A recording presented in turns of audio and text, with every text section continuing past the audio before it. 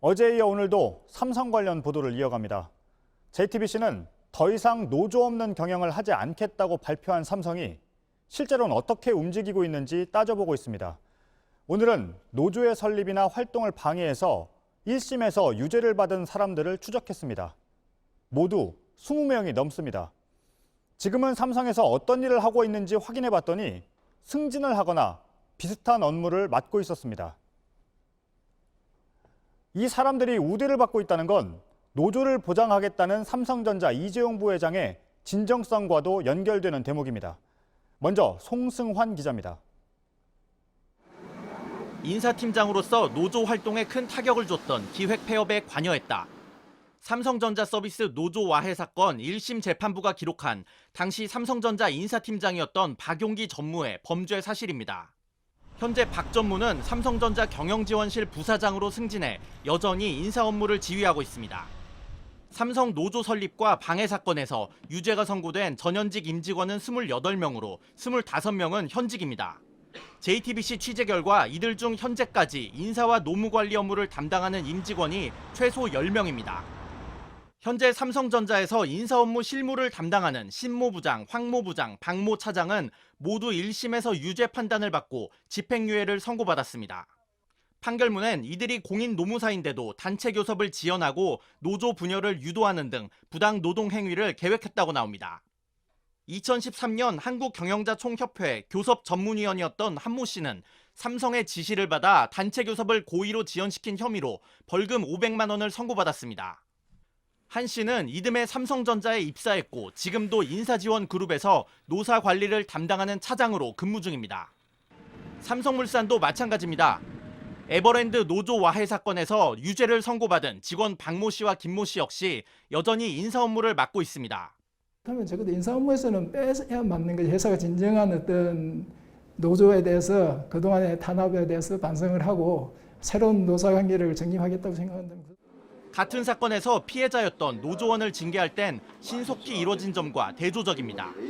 감사 참석을 요구하는 요구서를 감사팀장을 비롯해서 3명이 저희 집에 찾아와서 저희 아내와 이제 아이들이 보는 앞에서 전달을 하고 경찰 조사가 진행되기도 전에 이미 저의 징계는 확정이 됐죠.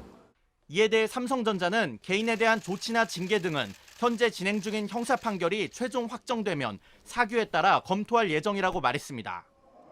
또 현직 임직원들의 담당 업무를 묻는 질문엔 개인정보로 확인해주기 어렵다면서 다만 대부분은 현재 국내 노사 업무를 담당하고 있지 않다고 밝혔습니다. JTBC 송승환입니다. 노조 방해 혐의로 재판에 넘겨진 삼성 임직원들의 2심 재판이 오늘 진행됐습니다. 임직원들이 법원에 나오는 모습을 보면 지금 삼성이 이 사람들을 어떻게 대우하고 있는지 알 수가 있습니다. 이소준 기자가 그 영상과 함께 설명을 해드리기 위해서 나와 있습니다. 이 기자, 어떤 영상을 입수한 겁니까? 네, 삼성물산 노조로부터 오늘 영상 하나를 입수했습니다. 예. 일단 한번 보시죠.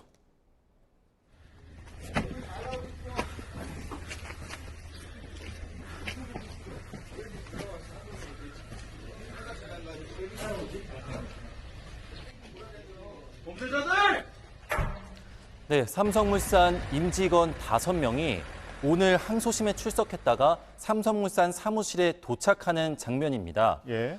그런데 이 5명 모두 1심에서 노조방해 혐의로 유죄 선고를 받은 피고인들인데요. 삼성물산 노조에 따르면 인사팀 직원이 운전을 하는 삼성물산의 차량을 타고서 이 재판에 다녀왔다고 합니다. 회사가 조직적으로 노조를 방해한 혐의로 재판을 받고 있는데 그 재판에 오가는 것도 회사가 관리를 해주고 있는 겁니다.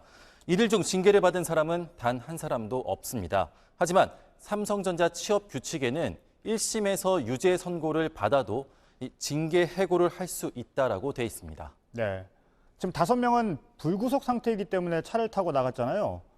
또 다른 고위 임원 중 5명은 법정 구속이 됐죠? 네, 맞습니다. 지금 화면에 나오는 이제 5명이 구속된 전현직 임원들입니다.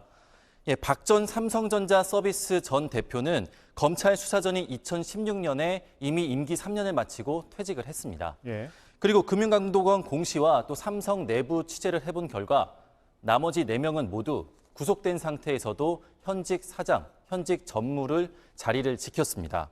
강경훈 부사장은 현재 삼성전자 조직문화개선 TF 부사장을 맡고 있습니다.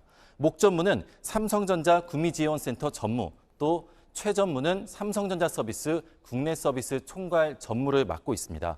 이상훈 사장은 삼성전자 이사회 의장 자리에서는 물러났지만 사장 지위는 유지하고 있습니다. 예. 4명 모두 노조방해 사건 때와 비교해서는 모두 승진했습니다. 예. 그런데 5명 중에 2명은 얼굴에 모자이크를 했는데요. 뭐 어떤 기준입니까? 예, 부사장급까지는 얼굴과 실명을 공개하고 예. 전무급부터는 익명으로 처리를 하고 있습니다. 예, 알겠습니다. 구속된 상태에서는 사실 업무를 하기가 어렵잖아요. 그런데 자리를 유지하고 있는 겁니까? 저희도 삼성 측에 구속된 상태에서 어떤 일을 했는지 또 급여도 받았는지 등을 질문을 했습니다. 하지만 돌아온 답변은요. 개인에 대한 조치 등은 형사 판결 최종 확정된 뒤에 사규에 따라 검토하겠다라는 답만 돌아왔습니다. 네. 그럼 이 5명 외에 다른 임직원들은요? 네, 화면을 한번 보시겠습니다. 원기찬, 박용기, 또 정금용. 이 3사람은 사건 당시에 전무급이었던 삼성그룹 미래전략실 인사팀장 시절에 노조 설립을 방해한 혐의로 1심에서 유죄 선고를 받은 피고인들입니다. 현재는 각각 삼성 라이온즈 대표, 삼성전자 부사장, 삼성 웰스토리 대표를 맡고 있습니다.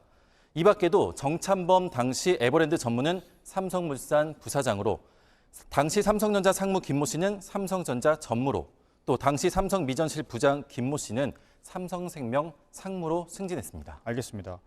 정리를 좀 해보면 일단 1심이긴 하지만 유죄를 받은 사람 가운데 징계를 받은 사람은 한 명도 없고 상당수가 승진을 했다는 얘기죠, 지금? 네, 그렇습니다. 예, 알겠습니다. 이서준 기자였습니다.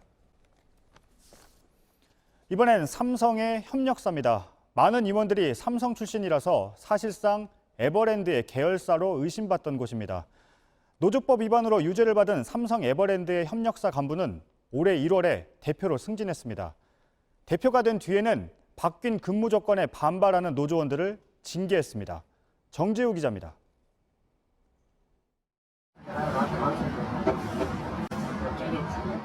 삼성 에버랜드 협력사 CS모터스 부장이던 유 씨가 노조원을 상대로 욕설과 함께한 폭언입니다. 가정이 나온다면요. 거기에 대한 어떤 상처 이런 걸 충분히 있을 수 있어요. 유 씨는 결국 노조법 위반 혐의로 재판에 넘겨졌고 지난해 12월 1심에서 벌금 200만 원이 확정됐습니다. 법원은 유 씨가 노조원들이 탈퇴할 것을 회유하는 등 노조의 조직과 운영에 개입했다며 사안이 가볍지 않다고 판단했습니다. 하지만 1심 선고가 있고 한 달 뒤 유 씨는 CS모터스 대표이사로 승진했습니다. 노조 활동을 방해하고도 승진한 겁니다. 유 씨는 대표에 취임한 뒤 노조가 특근 폐지로 임금이 줄어드는데 반발하자 노조원 8명 전원을 징계했습니다. 근무 태도가 불량하다, 사내 질서를 문란하게 했다는 게 징계 사유였습니다.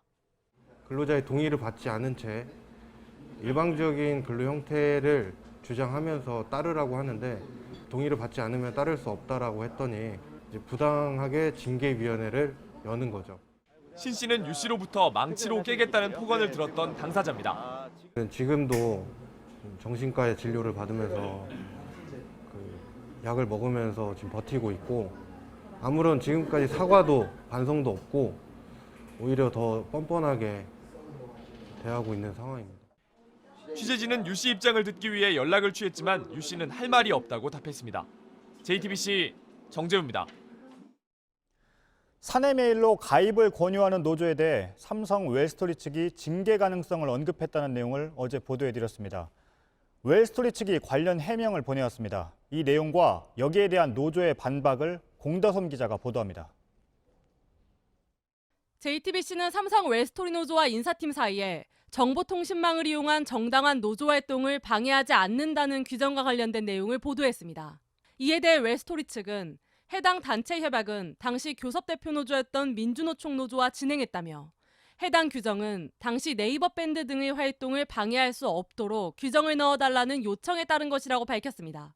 하지만 현행법상 대표 노조가 협상한 결과는 교섭 창구 단일화에 참여했던 다른 노조에도 차별 없이 적용돼야 합니다.